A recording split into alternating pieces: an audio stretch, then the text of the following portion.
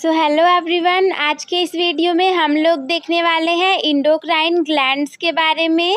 हिंदी में बोले तो अंतःस्रावी ग्रंथियों के बारे में। तो पिछली वीडियो में मैंने आप लोग को ग्रंथि के बारे में बता दिया था और इसके जो महत्वपूर्ण प्रकार हैं अंतःस्रावी ग्रंथि, बहिःस्रावी ग्रंथि और मिश्रित ग्रंथि को भी देख लिया था। और मैंने कहा भी था कि कुछ इम्पॉर्टेंट ग्रंथियाँ जो रहेंगी जैसे कि अंतःस्रावी या बहिःस्रावी, तो उसके अंतर्गत जितनी ग्रंथियाँ आएंगी उन सभी महत्वपूर्ण ग्रंथियों को मैं लेकर के आऊँगी। तो आज के इस वीडियो में मैं आप लोग को देने वाली हूँ अंतःस्रावी ग्रंथियों के बारे में। तो चलिए शुरू करते हैं। इसमें सबसे पहला नाम आता है हमारे थायराइड ग्रंथि का। आप लोगों ने तो नाम सुना ही होगा क्योंकि मैंने ही तो बताया है पिछली वीडियो में। थायराइड ग्रंथि की बात करें तो ये हमारे शरीर की एक महत्वपूर्ण इंडोक्राइन ग्लैंड है, यानी कि महत्वपूर्ण अंतःस्रावी ग्रंथि है। अब हम इसे ही पढ़ रहे हैं तो हमारे जितने सारे भी आएंगे ग्रंथि, सबसे पहले एक लाइन कॉमन रहने वाली है कि ये हमारे शरीर की एक महत्वपूर्ण अंतःस्रावी ग्रंथि या फिर इंडोक्राइन ग्लैंड है, जो कि गले के सामने वाले हिस्से में श्वास नली, ट्रैकिया की दोनों ओर तितली के आकार की होती है और ये हार्मोन का उत्पादन करती है। कोई पूछेगा थायराइड ग्रंथि कहाँ पर होती है, तो जैसे आपने सुना भी होगा कि कुछ लोग कहते हैं कि उन्हें थायराइड हो गया है, तो कहाँ हुआ रहता है? गले पे ही तो हुआ रहता है ना, गले में। तो ये कहाँ होगा? ये श्वास नली के दोनों ओर तितली के आकार की होगी और ये हार्मोन का उत्पादन करती है, जो कि शरीर के कई महत्वपूर्ण कार्यों को नियंत्रित करते हैं। अब इसके कार्यों की बात करें, जैसे कि कोई पूछेगा दीदी कौन कौन से महत्वपूर्ण कार्यों को, तो आप इसमें ऐसे बताओगे कि थायराइड ग्रंथि द्वारा स्रावित होने वाले मुख्य हार्मोन थायरॉक्सिन T4 और ट्राई आयोडोथायरोनिन T3 है। ये हार्मोन शरीर के मेटाबॉलिज्म, चयापचय को नियंत्रित करते हैं, जिससे कि शरीर की ऊर्जा, तापमान और वजन पे सीधा प्रभाव पड़ता है। इनके प्रमुख कार्य कुछ इस प्रकार हैं, जैसे कि सबसे पहले वाले कार्यों की बात करें तो वो होगा मेटाबॉलिज्म को नियंत्रित करना। ये हार्मोन वसा, प्रोटीन और कार्बोहाइड्रेट के चयापचय को नियंत्रित करते हैं, जिससे कि भोजन को ऊर्जा में परिवर्तित करने की प्रक्रिया सुचारू रूप से चलती है। सबसे पहला वाला हमारा रहेगा मेटाबॉलिज्म को नियंत्रित करना, और मेटाबॉलिज्म, एनाबॉलिज्म, कैटाबॉलिज्म यानी कि अपचय, उपचय, चयापचय, ये सारी चीजें मैंने आप लोग को बता दी हैं। तो इसमें आएगा कि ये हार्मोन वसा, प्रोटीन और कार्बोहाइड्रेट के चयापचय को नियंत्रित करते हैं, जिससे कि भोजन को ऊर्जा में परिवर्तित करने की प्रक्रिया सुचारू रूप से चलती है। अगले सेकेंड वाले कार्य की हम बात करेंगे, जो कि कुछ इस प्रकार होगा। शारीरिक और मानसिक विकास, जो कि अत्यंत महत्वपूर्ण है। ये हड्डियों, मांसपेशियों, लैंगिक और मानसिक वृद्धि को नियंत्रित करता है और बच्चों में थायराइड हार्मोन की कमी उनके शारीरिक और मानसिक विकास को प्रभावित कर सकती है।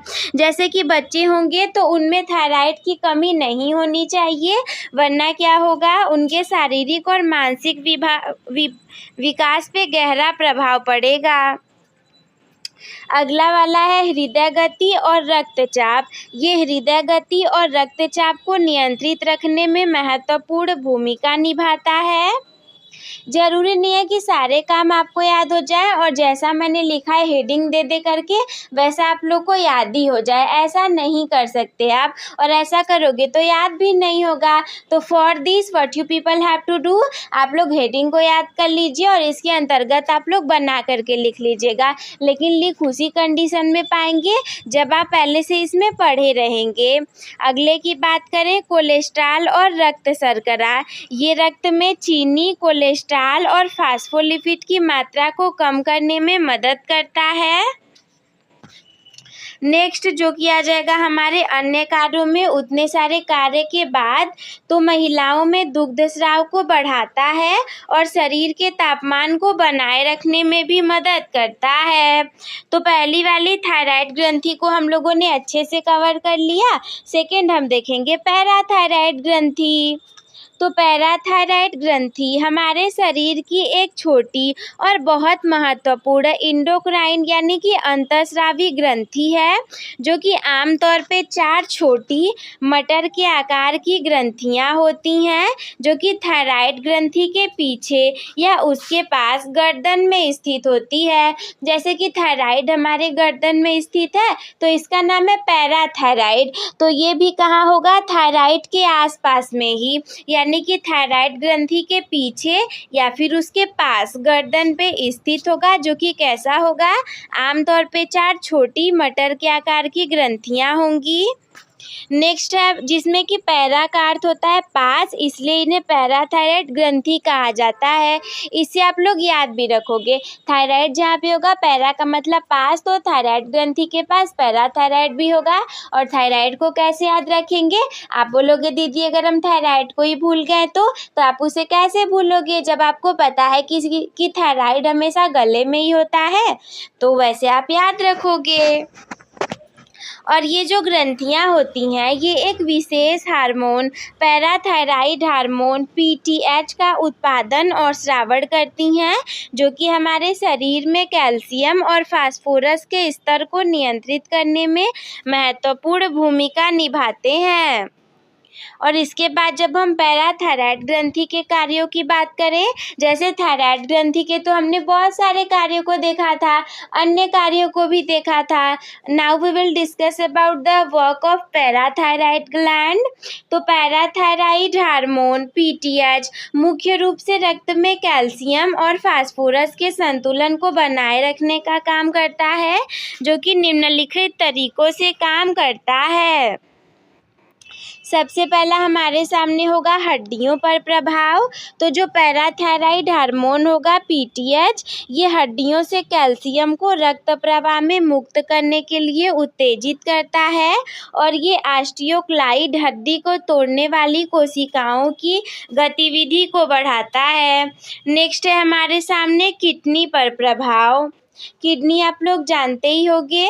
तो पैराथायराइड ग्लैंड किडनी को मूत्र में कैल्शियम के उत्सर्जन को कम करने और फास्फोरस के उत्सर्जन को बढ़ाने के लिए संकेत देता है। किडनी पे प्रभाव की बात करेंगे तो ये किडनी को मूत्र में कैल्शियम के उत्सर्जन को कम करने और फास्फोरस के उत्सर्जन को बढ़ाने के लिए संकेत देता है, जो कि विटामिन D के सक्रिय रूप कैल्सिट्रियोल के निर्माण को भी बढ़ावा देता है और कैल्शियम अवशोषण के लिए भी महत्वपूर्ण है। नेक्स्ट वाला हो जाएगा आंतों पे प्रभाव। अगर आपने डाइजेस्टिव सिस्टम पढ़ा होगा तो आपको ये वाला पॉइंट अच्छे से क्लियर हो जाएगा कि पैराथायराइड हार्मोन के कारण सक्रिय विटामिन D आंतों से कैल्शियम के अवशोषण को बढ़ाता है। इसके बाद नेक्स्ट है कैल्शियम का महत्व। शरीर में कैल्शियम का सही स्तर होना बहुत ज़्यादा ज़रूरी है, क्योंकि ये हमारी हड्डियों और दांतों के स्वास्थ्य के लिए महत्वपूर्ण है और साथ ही ये मांसपेशियों के संकुचन, तंत्रिका कार्य, हृदय की धड़कन और रक्त के थक्के जमने जैसी कई अन्य शारीरिक प्रतिक्रियाओं के लिए भी ज़रूरी है। तो 2 ग्रंथियों के बारे में हमने पढ़ लिया। अब हमारे सामने है तीसरी वाली ग्रंथि, जो कि है अधिवृक्क ग्रंथि। तो अधिवृक्क ग्रंथियां, जिन्हें कि हम एड्रीनल ग्रंथियां भी कहते हैं, ये हमारे शरीर में 2 छोटी त्रिकोणीय आकार की अंतःस्रावी ग्रंथियां होती हैं, जो कि दोनों गुर्दों यानी कि किडनी के ठीक ऊपर स्थित होंगी। और इन ग्रंथियों का मुख्य कार्य विभिन्न प्रकार के हार्मोन बनाना है, जो कि हमारे शरीर के कई महत्वपूर्ण कार्यों को नियंत्रित करते हैं। सबसे पहले हम अधिवृक्क ग्रंथियों की बात करेंगे तो इन्हें हम एड्रीनल ग्लैंड्स भी बोलते हैं। एड्रीनल ग्रंथियां जो कि हमारे शरीर में कहाँ होंगी? हमारे शरीर में वृक्क के ऊपर थोड़ा सा पार्ट होता है और वहीं पे अधिवृक्क ग्रंथियां पाई जाती हैं।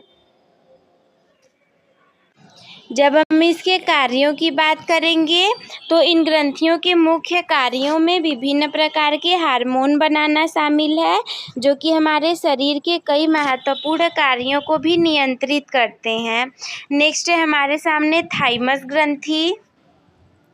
थाइमस ग्लैंड हमारे शरीर की प्रतिरक्षा प्रणाली यानी कि इम्यून सिस्टम का एक महत्वपूर्ण हिस्सा है, जो कि एक छोटी विशेषीकृत ग्रंथि है जो कि छाती में फेफड़ों के बीच और उरोस्थी यानी कि ब्रेस्ट बोन के ठीक पीछे स्थित होगी और हृदय के ठीक सामने और ऊपर। तो ये थोड़ी सी जानकारी थी। और जब हम इसके कार्यों की बात करेंगे तो थाइमस ग्रंथि का मुख्य कार्य टी कोशिकाओं, जिसे कि हम टी सेल्स बोलते हैं, इनका उत्पादन और प्रशिक्षण करना है। टी कोशिकाएं एक प्रकार की श्वेत कोशिकाएं होती हैं यानी कि वाइट ब्लड सेल्स होती हैं, जो कि हमारी प्रतिरक्षा प्रणाली के लिए महत्वपूर्ण है। ये हमारे शरीर को बैक्टीरिया, वायरस, कवक और अन्य हानिकारक आक्रमणकारियों से लड़ने में मदद करती हैं। तो बस दोस्तों, आज के इस वीडियो में इतना ही एंड आई होप कि आप लोग को सारी चीज़ें समझ में आ गई होंगी। नहीं आया हो तो आप वीडियो को फिर से रिस्टार्ट करके देख सकते हो। तो हम मिलते हैं आपसे किसी अगले वीडियो में, तब तक के लिए धन्यवाद।